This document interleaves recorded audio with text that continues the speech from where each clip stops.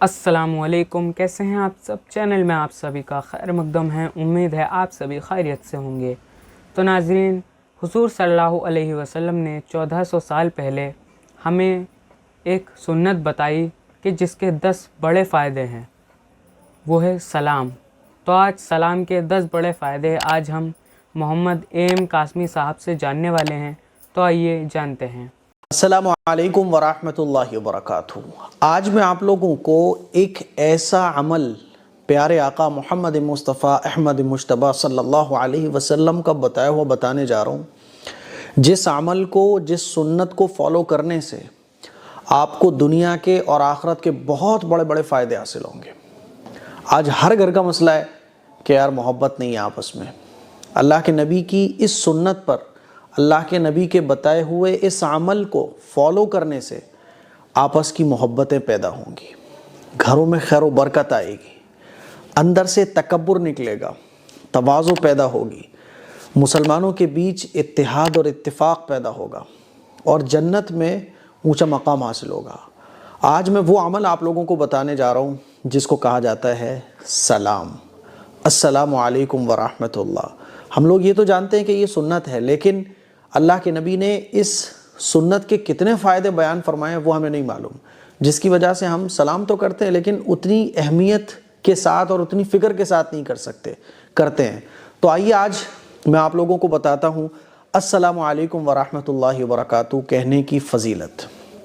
Number 1، حضرت ابو ہریرہ رضی اللہ تعالیٰ عنہ روایت کرتے ہیں کہ رسول اللہ صلی اللہ علیہ وسلم نے فرمایا، تم جنت میں نہیں جا سکتے جب تک مومن نہ ہو جاؤ، اور تم اس وقت تک مومن نہیں ہو سکتے جب تک آپس میں ایک دوسرے سے محبت نہ کرو۔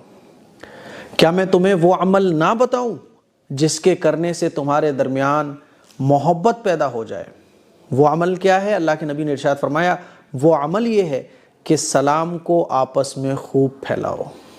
میرے عزیز بھائیوں، میری بہنوں، سلام ایک ایسی نبی کی سنت ہے، نبی کا بتایا ہوا ایک ایسا عمل ہے کہ اس کو فالو کرنے سے ہم مسلمانوں کے بیچ میں محبت پیدا ہوگی، اور جب ہمارے بیچ محبت پیدا ہوگی تو ہمارا ایمان مکمل ہوگا، اور تب ہی ہم جنت میں داخل ہو سکیں گے۔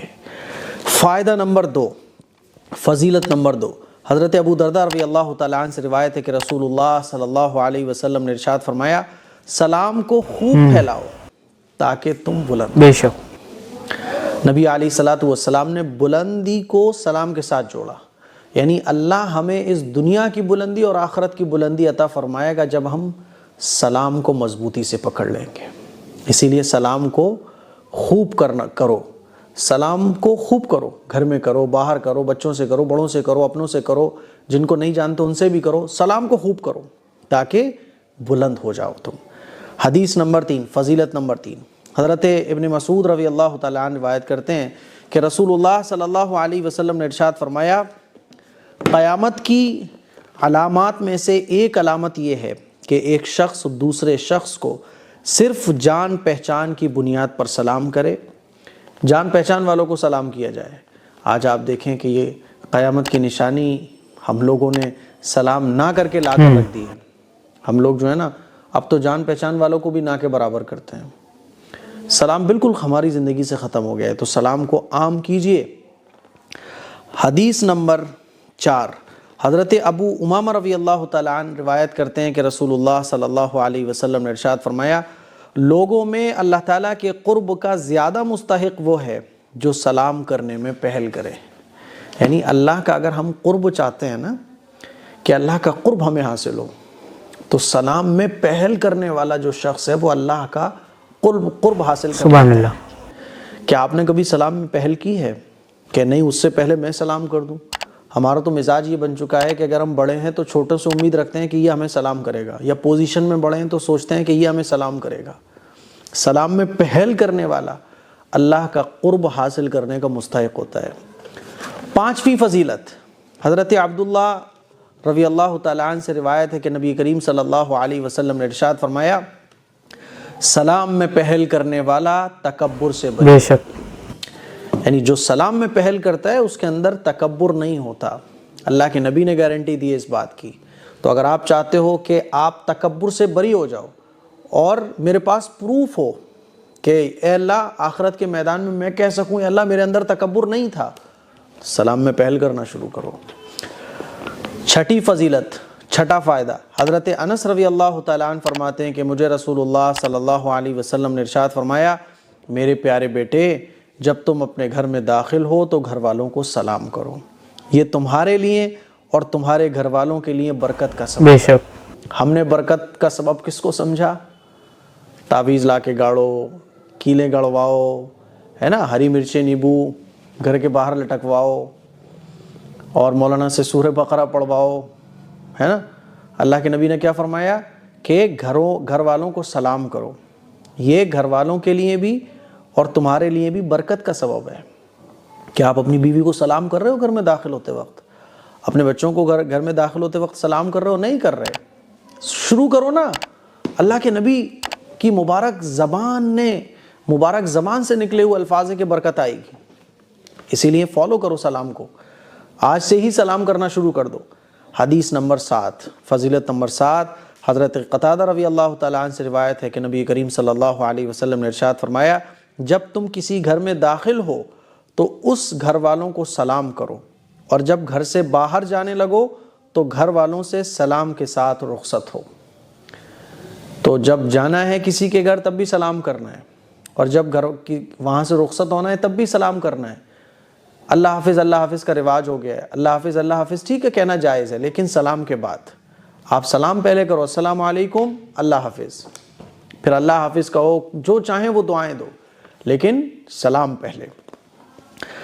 فائدہ نمبر 8، فضیلت نمبر 8، حضرت عبداللہ بن مسعود رضی اللہ تعالیٰ عنہ سے روایت ہے کہ نبی کریم صلی اللہ علیہ وسلم نے ارشاد فرمایا کہ السلام اللہ تعالیٰ کے ناموں میں سے ایک نام ہے، السلام اللہ کے ناموں میں سے ایک نام ہے جس کو اللہ تعالیٰ نے زمین پر اتارا ہے، لہٰذا اس کو آپس میں خوب پھیلاؤ، کیونکہ مسلمان جب کسی قوم پر گزرتا ہے اور ان کو سلام کرتا ہے اور وہ اس کو جواب دیتے ہیں تو ان کو سلام یاد دلانے کی وجہ سے سلام کرنے والوں کو اس قوم پر ایک درجے کی فضیلت حاصل ہوتی ہے، اور اگر وہ جواب نہیں دیتے ہیں تو فرشتے جو انسانوں سے بہتر ہیں اس کے سلام کا جواب دیتے ہیں۔